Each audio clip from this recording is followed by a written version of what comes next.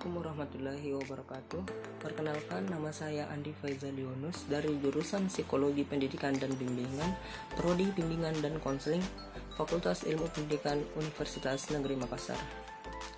Nah, pada video kali ini saya akan membahas tentang asesmen dalam bimbingan dan konseling, di mana yang pertama yaitu angket, kemudian yang kedua ada wawancara, yang ketiga observasi, yang keempat sosiometri, yang kelima instrumen biografi, dan yang terakhir yaitu inventory. Baik, yang pertama angket. Angket atau kuesioner adalah cara pengumpulan data dengan mengajukan pertanyaan tertulis kepada responden, di mana pertanyaan-pertanyaan itu disusun berdasarkan tujuan penelitian atau konstruk variabel yang dikaji oleh peneliti. Nah, secara umum isi dari angket itu terdiri dari pertanyaan tentang fakta, pertanyaan tentang pendapat, dan pertanyaan tentang persepsi diri. Adapun dari tujuan angket yaitu yang pertama, memperoleh informasi yang relevan dengan tujuan. Kemudian yang kedua, memperoleh informasi mengenai suatu masalah secara acak. Selanjutnya, manfaat angket. Di mana manfaat angket ini yang pertama, untuk menjamin validitas informasi yang diperoleh dengan teknik lain. Kemudian yang kedua, sebagai bahan pembuatan evaluasi program. Kemudian yang ketiga, yaitu untuk mengambil sampling sikap dan pendapat dari responden. Selanjutnya yaitu kelebihan dan kekurangan angket. Baik, yang pertama adalah kelebihan, di mana bila lokasi responden jaraknya cukup jauh, metode pengumpulan data yang paling mudah adalah dengan menggunakan angket. Kemudian yang kedua, pertanyaan-pertanyaan yang sudah disiapkan dapat menghemat waktu untuk menjangkau responden dalam jumlah banyak. Kemudian dengan angket, responden dapat lebih leluasa untuk menentukan kapan dan di mana akan menjawabnya sesuai waktu dan kesempatan mereka.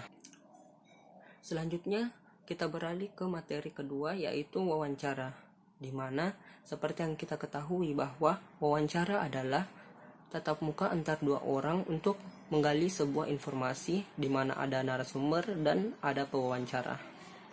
Nah, wawancara merupakan suatu cara yang digunakan untuk tugas tertentu untuk mencoba mendapatkan sebuah informasi dan secara lisan pembentukan responden untuk berkomunikasi secara tatap muka. Adapun tujuan dari wawancara itu sendiri yaitu secara umum, tujuan wawancara adalah untuk memperoleh informasi yang akurat dari narasumber dengan menyampaikan beberapa pertanyaan tertentu kepada narasumber. Nah, selanjutnya tujuan wawancara secara khusus yaitu yang pertama untuk menggali dan memperoleh informasi atau data dari orang pertama atau disebut dengan data primer. Kemudian yang kedua untuk melengkapi informasi atau data yang dikumpulkan dengan cara mengumpulkan data lainnya. Kemudian yang terakhir, untuk mendapatkan konfirmasi dengan menguji hasil pengumpulan data yang lainnya. Adapun manfaat yang dapat kita peroleh dari melakukan kegiatan wawancara, yaitu yang pertama tentunya menambah wawasan kita. Karena dengan melakukan kegiatan wawancara, kita dapat memperoleh informasi dari narasumber dan akan memperkaya pengetahuan kita. Kemudian yang kedua, yaitu kepentingan pribadi, di mana wawancara ini juga dapat dilakukan untuk kepentingan pribadi kita. Kemudian yang ketiga yaitu profesi. Nah, manfaat ini dapat dirasakan oleh beberapa orang yang berprofesi seperti reporter, wartawan, atau penulis. Kemudian yang keempat yaitu kepentingan masyarakat. Nah, wawancara dapat dilakukan karena desakan dari masyarakat. Wawancara ini berkaitan dengan kepentingan umum biasanya. Kemudian yang kelima yaitu memberikan inspirasi. Wawancara yang dilakukan dengan orang yang memiliki prestasi atau inovasi tertentu dapat memberikan inspirasi bagi masyarakat tentunya. Kemudian yang keenam yaitu memberikan dorongan semangat. Ketika kita mendapat informasi hasil wawancara yang menunjukkan kesukaan kita, diharapkan dapat lebih semangat dalam mengerjakan apa yang bisa kita kerjakan. Nah, hal tersebut sangat mungkin terjadi kepada seseorang yang mampu menerima informasi dengan baik. Kemudian yang ketujuh, memotivasi sesama manusia. Nah, dari wawancara memunculkan banyak hal positif yang membuat seseorang memiliki sudut pandang yang lebih luas. Kemudian yang kedelapan yaitu menghasilkan karya dalam bentuk tulisan. Karya tulis yang dapat dijadikan sebagai sumber bacaan bagi berbagai kalangan. Kemudian yang kesembilan yaitu mendapatkan informasi yang lengkap. Kemudian yang terakhir yaitu menjalin hubungan dengan orang lain.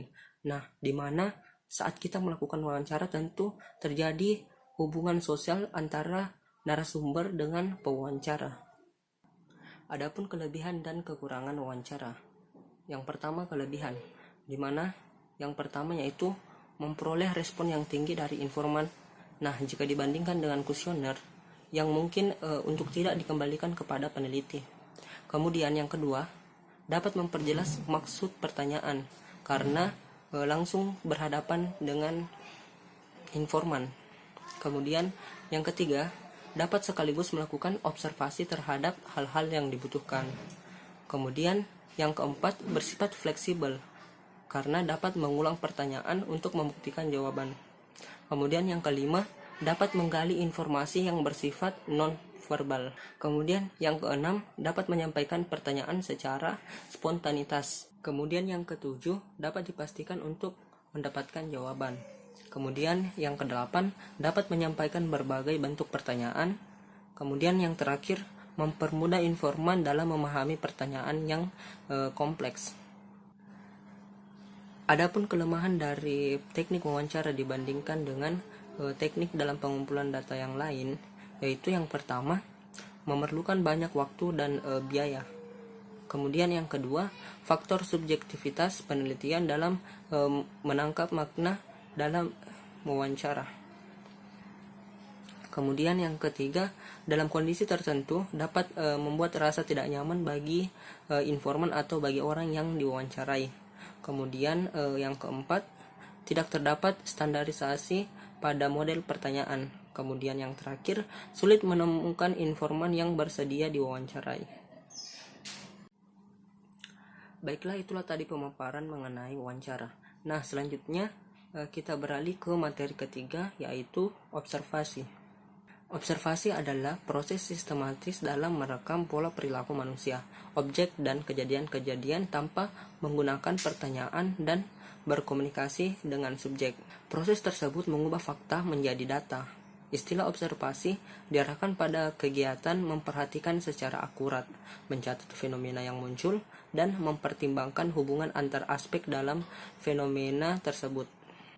Observasi memungkinkan mengukur perilaku yang tidak dapat diukur dengan alat psikologis lain yang biasanya diberikan kepada anak-anak. Observasi juga memungkinkan peneliti memperoleh data tentang hal-hal yang tidak dapat diungkapkan secara terbuka dengan wawancara.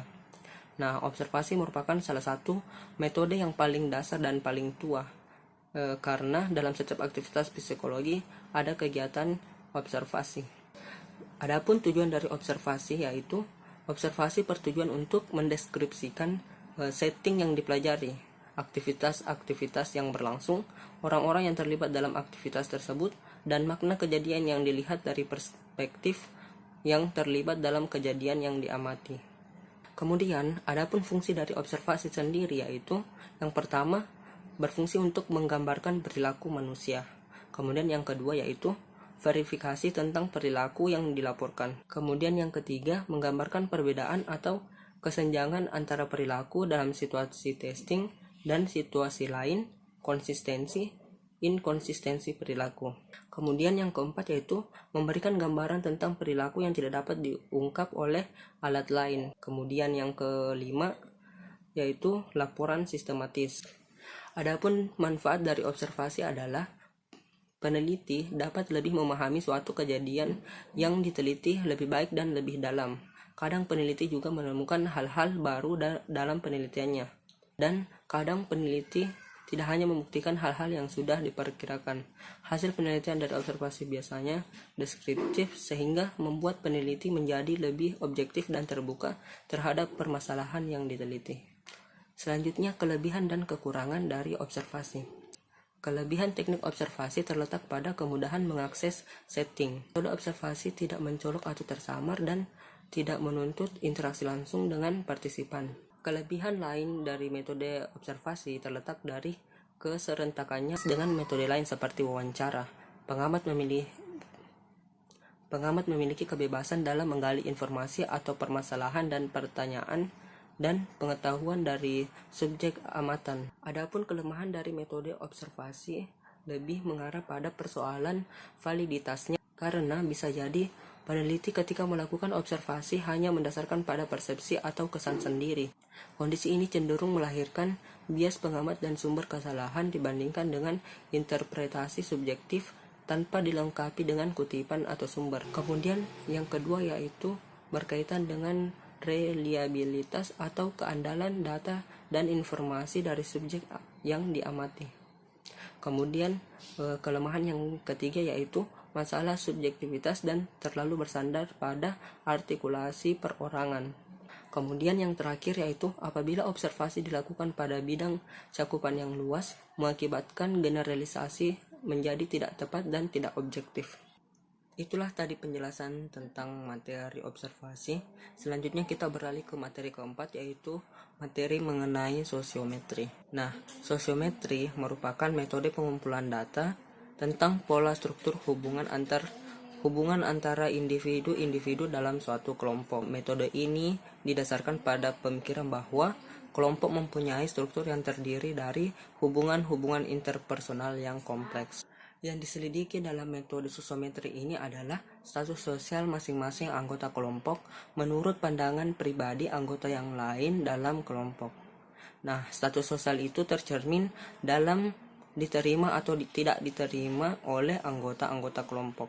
Adapun tujuan dari teknik sosiometri adalah yang pertama mengasesmen hubungan interpersonal, yakni menggali data tentang pola hubungan antar pribadi. Kemudian yang kedua mendeteksi perilaku sosial yang inkongruen sehingga kesehatan mental individu dapat diidentifikasi, termasuk dapat pula dipakai sebagai salah satu sumber diagnosa kesulitan belajar dan berbagai macam persoalan lain. Selanjutnya yang terakhir yaitu kelebihan dan kekurangan sosiometri. Nah, dalam sosiometri pun juga pastinya memiliki kelebihan dan kekurangan, yaitu yang pertama kelebihan dari sosiometri, di mana yang pertama yaitu konselor memiliki peluang untuk memahami bentuk hubungan sosial yang terjadi antara peserta didik dan pembimbingnya. Kemudian yang kedua, informasi tentang fungsi individu dalam kelompok yang dihasilkan oleh sosiometri objektif sebab bersumber dari banyak individu. Kemudian yang ketiga, dengan memanfaatkan hasil sosiometri, konselor memiliki peluang untuk melakukan beberapa proses bimbingan untuk memperbaiki hubungan peserta didik dalam kelompoknya. Adapun kekurangan dari sosiometri itu sendiri adalah yang pertama, hanya dapat diterapkan pada kelompok peserta didik yang sudah cukup mengenal satu sama lain dengan waktu yang lama. Kemudian yang kedua, akurasi data penggunaan sosiometri yang sesuai tujuan sangat ditentukan oleh kemampuan guru pembimbing dalam menyusun angket sosiometri. Kemudian yang terakhir, peserta didik tidak mudah untuk menetapkan pilihan teman, menetapkan intensitas hubungan yang selama ini terjadi, maupun saat menetapkan kriteria pribadi atau sifat-sifat anggota kelompok di kelasnya. Itulah tadi penjelasan mengenai materi sosiometri. Selanjutnya kita beralih ke materi kelima, yaitu instrumen biografi. Nah, instrumen biografi merupakan cara memahami individu dengan mempelajari ungkapan, pikiran, dan perasaan individu terhadap dirinya sendiri dan lingkungannya melalui catatan yang ditulis oleh dia sendiri dan ditulis oleh orang lain. Adapun tujuan dari metode biografis yaitu agar konselor dapat memahami keadaan peserta didik yang berhubungan dengan minat, cita-cita, riwayat penyakit, dan pengalaman hidup. Juga mengungkap suatu kisah atau keterangan hidup peserta didik yang bersumber dari kisah nyata. Selanjutnya, kegunaan dari metode geografis yaitu dalam bimbingan dan konseling, biografi dapat dipergunakan untuk memperoleh gambaran mengenai kejadian-kejadian penting dalam kehidupan individu, kemudian mengetahui reaksi-reaksi pribadi atau sikap pribadi terhadap kejadian penting yang dihadapi individu dalam kehidupannya, kemudian memperoleh dan mengenai individu atau pribadi siswa dan lingkungan hidupnya. Kemudian yang terakhir, mempelajari ungkapan pikiran dan perasaan individu terhadap dirinya sendiri dan lingkungannya melalui catatan yang ditulis sendiri maupun ditulis oleh orang lain. Jenis-jenis metode biografi dapat berupa biografi, autobiografi, buku harian, maupun kenangan-kenangan masa muda. Nah, itulah tadi penjelasan mengenai materi instrumen biografi. Selanjutnya kita beralih ke materi ke-6 atau materi yang terakhir, yaitu materi mengenai inventory. Nah, inventory merupakan salah satu instrumen yang penting dalam memahami individu dalam upaya pengembangan potensi dan penyelesaian masalah-masalah yang dihadapi. Inventory sendiri yaitu alat untuk menilai ada atau tidak adanya suatu sikap, tingkah laku, dan minat tertentu yang dimiliki oleh seseorang. Inventory merupakan bagian dari beberapa instrumen pengumpulan data tentang diri siswa. Salah satu instrumen yang dapat digunakan untuk mengukur tingkat perkembangan peserta didik adalah ITP atau Inventory Tugas Perkembangan yang dikembangkan oleh Sunario dan kawan-kawan. Dengan adanya ITP ini, guru bimbingan dan konseling dapat memahami tingkat perkembangan individu maupun membantu peserta didik yang bermasalah dalam menyelesaikan tugas perkembangannya. Nah, berdasarkan hasil pengukuran dari ITP dapat disusun program bimbingan yang memungkinkan peserta didik dapat berkembang secara wajar, utuh, dan sesuai dengan kemampuan yang dimilikinya. ITP ini mengukur 7 tingkat perkembangan individu, yaitu yang pertama impulsif, kemudian yang kedua perlindungan diri, kemudian yang ketiga konformistik, yang keempat sadar diri, yang kelima seksama, yang keenam individualistik, yang ketujuh atau yang terakhir otonomi.